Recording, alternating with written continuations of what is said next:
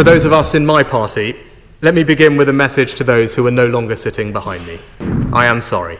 We have lost too many diligent, community-spirited representatives whose wisdom and expertise will be missed in the debates and discussions ahead. Now we will take up the crucial role of His Majesty's official opposition, professionally, effectively and humbly. My advice to all members is to appreciate the role that you have every day that you have it.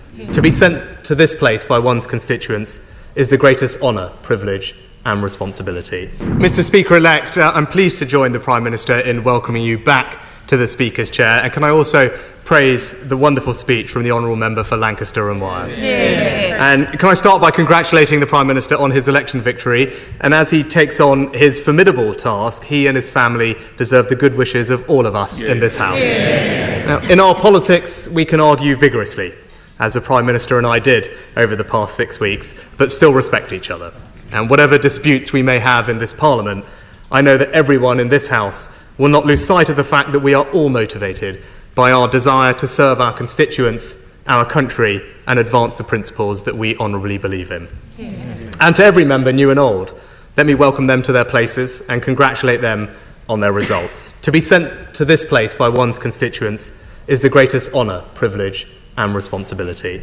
I know every one of us will be trying to repay the trust placed in us, and I look forward to continuing to represent the interests of my own rural North Yorkshire constituents. One of the great aspects of our system is no matter how high you rise, you still have that constituency which keeps you grounded.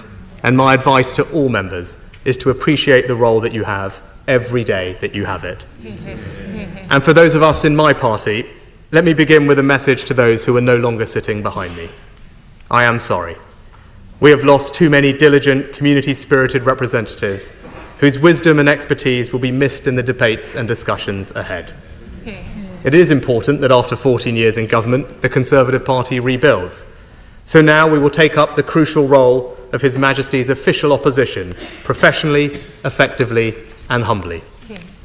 And restoring trust begins by remembering that being here is an opportunity to do what those we serve expect of us. And in our case, that means holding the new government to account. Can I congratulate the Father of the House, the member for Gainsborough?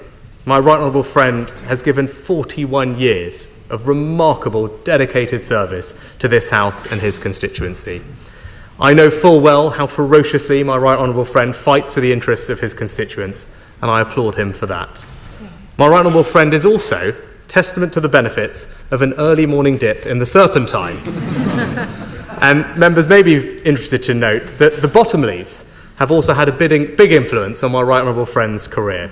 It was in 1974 that my right honourable friend ran against Arthur Bottomley in Middlesbrough in his first effort to enter this place. And today he takes over from Sir Peter, who will be missed. And can I also congratulate the new mother of the House, the member for Hackney North and Stoke Newington.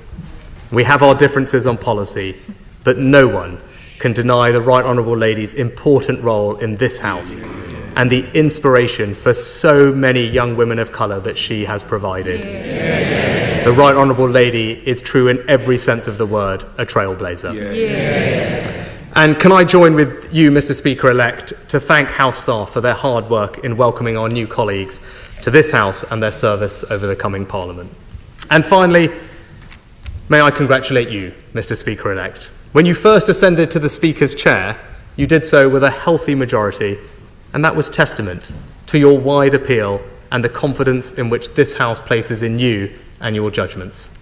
The last Conservative Prime Minister, the Right Honourable John Major, who spoke from these opposition benches, said about the role of the Speaker, "The job specification is pretty daunting.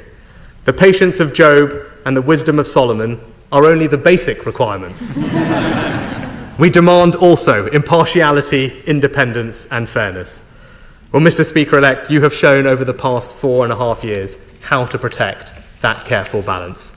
The last few years in this House have been at times difficult, and you, sir, have always brought this House together. That was clear when we lost our colleague, Sir David Amess. And I know your guidance and support for members then was greatly appreciated.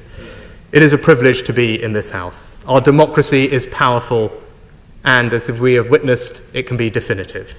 But I know that this House will, true to its best traditions, hold the executive to account. and I know that Mr. Speaker-elect will facilitate that. So in conclusion, Mr. Speaker-elect, I have no doubt that we will face difficult days together in this place, but I also know that I speak for the whole House when I say that we will all welcome your leadership and guidance in the months and years ahead. Yeah.